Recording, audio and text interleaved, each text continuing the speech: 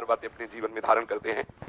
भगवत भक्तों से विशुद्ध प्रेम, भगवान नाम का निरंतर रटन, भगवत भाव रहित जन जो है उनसे बिल्कुल प्रेम न करना, जो भगवत विरोधी आस्तिकता से रहित अश्रद्धालु जन है दूर से प्रणाम है, उनसे भगवत भावना है पर उनका संग न करना, और भगवत कृपा पर पूर्ण विश्वास रखना, निरंतर नाम जपना, भगवत कृपा से निश्चित भगवत प्राप्ति हो जाएगी, और भगवत भक्तों से प्रेम और भगवत विमुखों का त्याग, ये बड़े भाग्य से बात आती है।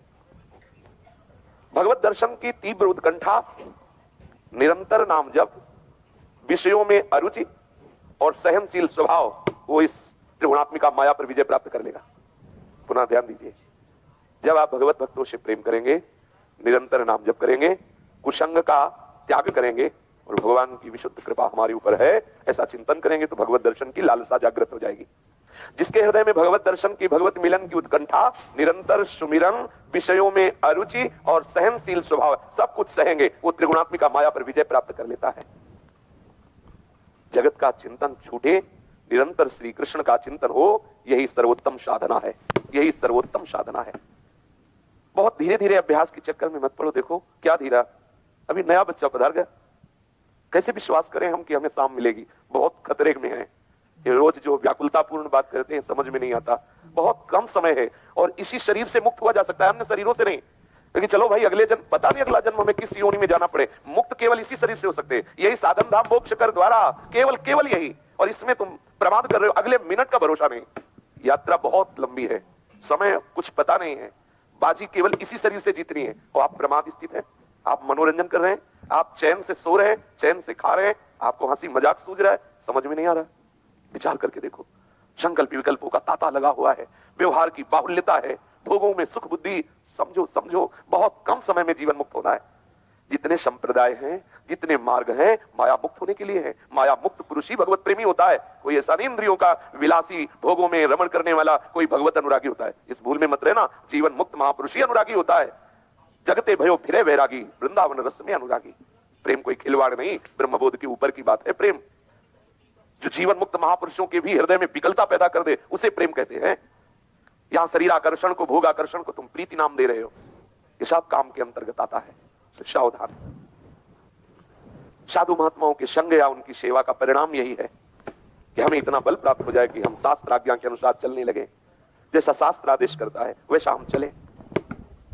आप भक्त हैं, आपका एक क्षण भी भजन नहीं रुकना चाहिए। आप ज्ञानी हैं, एक क्षण भी संसार का चिंतन नहीं होना चाहिए। जो बचा वो स्वरूप है। ये चलो, जिस मार्ग के पति को चलो, सावधानी पूर्वक चलो, भयभीत हो जाओ। मनोरंजन का समय ही नहीं है, कैसे तुम्हें बताएं। हृदय में हाय हाय मचता है, नई अवस्था है आप लोगों की। और भजन में इतनी शिथिलता, आपके चेहरे पे खिन्नता नजर नहीं आ रही, उदासीनता नजर नहीं आ रही, व्याकुलता नजर नहीं आ रही भगवत प्राप्ति की। तो लगता है अरे कितनी बड़ी चूक हो रही, कितनी बड़ी कृपा श्री जी ने की हमें। वृंदावन धाम, संतों का सानिध्य, जैसे आग बुझ रही हो, फूकनी से फूका जाए तो प्रज्वलित हो जाती है, ऐसे संतों का संग, उनकी वाणी फूकनी का काम करती है। वो प्रतिपल हमारे हृदय में वैराग्य की आग, ज्ञान की आग, प्रेम की आग जलाती है। यदि सत्संग हो रहा और आपका हृदय व्याकुल नहीं हो रहा भगवत मिलन के लिए, तो या तो भारी कुसंग है पीछे, और या फिर वो सत्संग ही नहीं है। सत्संगति संस्कृति का अंता। सत्संग का स्वरूप है कि समस्त आसक्तियों का नाश करके एकमात्र प्रभु में आसक्त हो जाना, प्रभु के चिंतन में तन्मय हो जाना। चूको मत, बहुत कम समय है, वस्तु प्राप्त कर लो, नहीं तो फिर पछताना पड़ेगा। केवल भगवत प्राप्ति के लिए आपको इस समय दिया गया है। साधुता उसी के हृदय में प्रकाशित होगी। तस्मात् शास्त्रम प्रमाणम ते कार्याकार्यो व्यवस्थित हो। यदि आप शास्त्र की आज्ञा का उल्लंघन करते हैं तो दंभ है, पाखंड है, नाटक है, सत्य मार्ग आप नहीं पा सकते। तस्मात् शास्त्रम प्रमाणम ते, शास्त्र प्रमाण के अनुसार चलिए। सिद्धांत और संयम से आप अपने स्वरूप की तरफ लौटेंगे। सिद्धांत छोड़ दिया, संयम छोड़ दिया तो बहिर्मुख होकर विषयासक्त रहेंगे, नाटक होता रहेगा। साधुता का अभिनय भी तो बहुत जोर से किया जाता है। जब कोई नाटक होता है, अगर उसमें किसी को साधु का अभिनय करना होता है तो पूरा वो अभिनय करता है। अभिनय करने से वो साधु थोड़ी हो गया। साधुता का स्वभाव, साधुता की स्थिति, अपने स्वरूप में स्थित होना, अपने आराध्य देव में तन्मय होना। संतों के अनुभव उनकी जीवनी है, उनका सामर्थ्य है, उनकी संपत्ति है। साधक को संयमित जीवन जीना चाहिए। दूसरा, जो साधना है ठीक समय के अनुसार नियमित, बहुत काल तक नियम नहीं टूटना चाहिए। स्वाध्याय और साधना जितनी जैसी ठीक समय पर दीर्घ काल तक वैसी होनी चाहिए। तीसरा, लक्ष्य को ध्यान में रखते हुए ही सब चेष्टाएं करनी चाहिए। जो भी चेष्टा तुम्हारी हो रही, तुम्हारे लक्ष्य से विलग नहीं होनी चाहिए।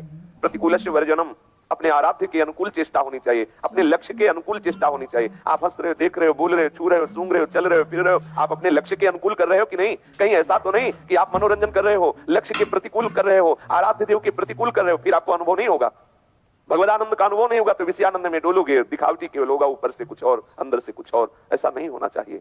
ये जीवन मजाक नहीं है, ये जीवन सत्य वस्तु की प्राप्ति के लिए है। जिस आनंद के लिए आप छल कर रहे हो, कपट कर रहे हो, दम्भ कर रहे हो, वहां आनंद है ही नहीं। लौटो, आप सच्चे आनंद के धनी हो, आप सहजानंद में डूब जाओगे। वापस तो होइए, बहिर्मुक्ता को छोड़िए। इसके लिए आपका संयमित जीवन होना चाहिए। जो आपका स्वाध्याय उपासना है, ठीक नियत समय पर जितनी संख्या में, वो बहुत काल तक वो आपका नियम चलना चाहिए। जो भी शरीर की चेष्टाएं हो, वो लक्ष्य के अनुकूल होनी चाहिए। कोई भी मान अपमान में ना फंसे, चाहे मान हो चाहे अपमान हो, उधर दृष्टि ही मत दो। चाहे जितना कोई बड़ा अत्याचारी हो, तुम्हारे प्रति अत्याचार कर रहा हो, तुम उसे श्राप मत देना, दंड मत देना, क्षमा करो, तभी आप अपने स्वरूप में पहुंचोगे।